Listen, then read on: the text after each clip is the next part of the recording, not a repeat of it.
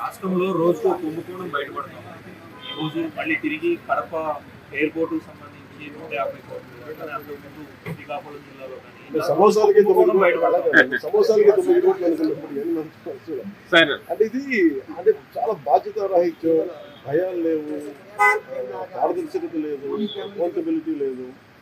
ఇవన్నిటికీ we are paying the price. ఇదేంటి భవిష్యత్తులో ఇలాంటి పునరావృతం కాకుండా చూడాలి.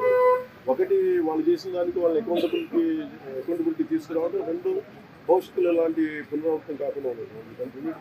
సార్ ఆర్జీవీ నోటీసులకి స్పందించకుండా ఆయన తప్పించుకుని తిరుగుతున్నారు. ఆయన ఒక్కళ్ళే గారు మిగతా చాలా మంది కూడా విచారణకు రమ్మంటే రాకుండా తప్పించుకుని తిరుగుతున్నారని చెప్తున్నారు. పోలీసులు ఆ విధంగా వాళ్ళు పట్టుకోలేకపోతున్నారా లేకపోతే ఏంటి అసలు? అంటే చిత్తశుద్ధి లేదా పోలీసులు వాళ్ళకి అరెస్ట్ చేయడానికి కానీ వాళ్ళు పట్టుకోవడానికి కానీ, లేదంటే వాళ్ళు తిరుగుతున్నారు ఏంటి సార్ అది? పోలీసు నా పనులు చేసుకున్నాను అట్లా గత గవర్నమెంట్ లో అయితే ఎక్కడున్నా కూడా పట్టుకొని వచ్చేవాళ్ళు, ఇక్కడ మాత్రం పోలీసులే వాళ్ళు చెప్తున్నారు వాళ్ళు పట్టుకెళ్ళిన సందర్భాలు ఇలా అనిపించట్లా. పైగా ఇప్పుడు చంద్రబాబు గారి మీద నందిగామలో దాడి చేసిన వాళ్ళు సింపుల్ గా కోర్టుకు వెళ్ళి వచ్చి బయటకు వచ్చేసామని చెప్పి కాలర్ ఎగరేసుకునేటువంటి పరిస్థితి కనిపిస్తా ఉంది. ఎక్కడ లోపం ఎక్కడుంది? వాళ్ళంతా పోలీసులు కళ్ళు కప్పి వాళ్ళంతా ఇదిగా తప్పించుకోగలుగుతున్నారా? లా అండ్ ఆర్డర్ హోమ్ నేను ఆల్రెడీ చేయట్లేదు. సో మీరు అడగాల్సింది కూటమి ప్రభుత్వం కాబట్టి మీరు పంచాయతీ రాజ్ గురించి అడిగితే నేను చెప్పగలను. చెప్పినవన్నీ సమిష్టి బాధ్యత కదా సార్. ఖచ్చితంగా నేనే తప్పించుకోవట్లేదు కదా. కానీ ఒక మాట చెప్పేటప్పుడు కొంచెం బాధ్యతగా చెప్పాలి. సో మీరు మా మీడియా మిత్రులు అడిగారు ఢిల్లీలో, ఇవన్నీ నేను మా ముఖ్యమంత్రి గారి దృష్టికి, హోంమంత్రి గారి దృష్టికి తీసుకెళ్తాను. ఏం చెప్పంటారు చెప్పండి, మీ మాట నేను తీసుకెళ్తాను. అంటే మిమ్మల్ని అంత ఇబ్బంది పెట్టినప్పుడు అంత ధైర్యంగా ఆంధ్ర పోలీసులకు ఈ రోజు ఆంధ్ర పోలీసు ఎందుకు తట్టపాయిస్తున్నారు అడగాలి కదా. జలశక్తి మినిస్టర్ నేను జేజేఎం జలజీవన్ మిషన్ సంబంధించిన పనులు బడ్జెట్ ఒకటి టైం ఎక్స్టెన్షన్ చేయాలి. గత ప్రభుత్వం ఏం చేసిందంటే వైసీపీ ప్రభుత్వం వాళ్ళు సర్ఫేస్ వాటర్ నుంచి తీయమంటే వాళ్ళన్నీ గ్రౌండ్ వాటర్ తీసేసి చాలా వరకు మల్టీపీరియల్ స్కీమ్స్ అనౌన్స్ చేసి చాలా తక్కువగా చేసి పర్సెంటేజ్. ఒకటి మ్యాచింగ్ గ్రాంట్ ఇవ్వకపోవడం వల్ల మన కేవలం లెస్ దెన్ 2,000 కోట్ల రూపాయలు వాళ్ళు రాష్ట్రానికి వాళ్ళు మ్యాచింగ్ గ్రాంట్ ఒకటి ఇవ్వకపోవడం ఇంకా మనకి 16,000 కోట్లు ఇంకా వాడుకోవాల్సింది. దానికి సంబంధించి అలాగే ఈ సర్ఫేస్ వాటర్ నుంచి తీసుకోవాలని కొంచెం ఎక్స్ట్రా ఖర్చు అవుతుంది. దీని మీద మాట్లాడుతున్నాం. సో ఒకసారి వాళ్ళ సహాయ సహకారం అడగడానికి అలాగే ప్రధానమంత్రి గారు కూడా ఇంకా ఒకసారి తెలియజేస్తామని చెప్పారు.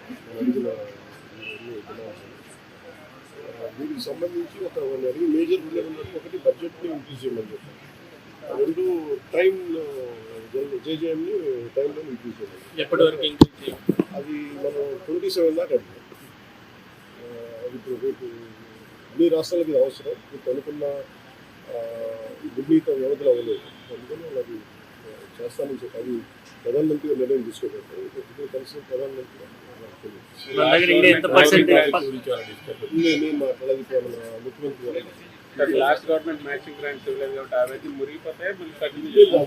అదే చెప్తున్నాను వాళ్ళు బాగలేదు. అందుకనే కదా ఈరోజు అంటే మనకి నైతికంగా బలం ఉంది. కాకపోతే ఏంటంటే గత ప్రభుత్వం చేసిన ఈ తప్పులన్నీ మనకి వారసత్వంగా వచ్చినాయి.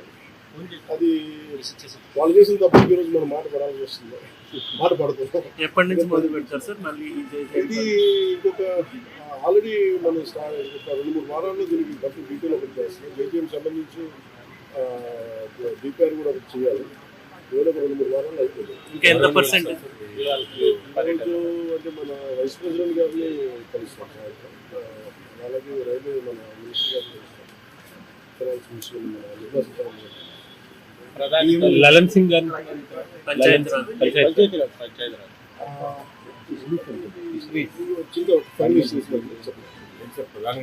ప్రధానంగా ఏ అంశాలు ప్రస్తావించబడుతుంది? ఒకటి జలజీవన్ మిషన్ మీద ముఖ్యంగా ఉంటుంది. ఎందుకంటే ప్రధానమంత్రి గారి కోరిక కావాలి, ఆయన కళ ఇది. ప్రతి ఒక్కరికి రక్షణ మంచినీరు కావాలి. దానికి కమిటెడ్గా ఉన్నాం. అందుకని మోడల్ స్టేట్గా చేయాలనేది ఆయన అధికారులు. సార్ ఇంకా ఎంత పర్సెంటేజ్ కంప్లీట్ చేయాల్సింది మన దగ్గర?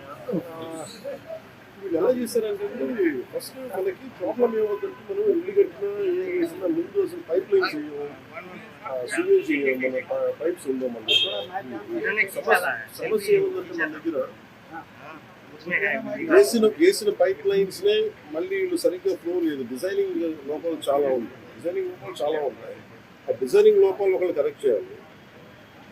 అలాగే మనం మోటార్లు పెట్టి లాగేస్తా ఉన్నాం, మిగతా ముందుకెళ్ళే వాళ్ళకి రావట్లేదు, కొంచెం హైట్లో ఉండే వాళ్ళకి రావట్లేదు. ఇవన్నీ చాలా పారామీటర్స్ కన్సిడర్ చేసి మనం భవిష్యత్తులో ఆలోచించాలి. అందుకని వీటి మీద నేను ముందు నుంచి రివ్యూస్ చేస్తున్నప్పుడు నేను ప్రతిసారి ఇదే చూస్తాను.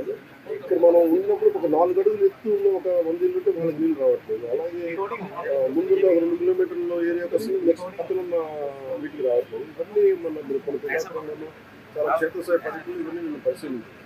ఓవర్ హెడ్ ట్యాంక్ లేకపోవడం సార్. ఓవర్ హెడ్ ట్యాంక్స్ ఉన్నాయి. మనకి డ్రింకింగ్ వాటర్ మనకి సర్ఫేస్ డ్రింకింగ్ వాటర్ ఫెసిలిటీస్ అనేది పైప్ డిజైనింగ్ వీళ్ళు చాలా పండుగ ముందుగా పైప్ వేసి తగ్గేస్తున్నారు కదా, దానికి చాలా కన్సిడర్ ప్రెజర్ ఎవరిని తీసుకుంటారు, ఎక్స్ట్రా మీట్ వాటర్ వేసి తోడేస్తారా, ఏం చేయాలనేది మన ఆర్డబ్ల్యూఎస్ శాఖ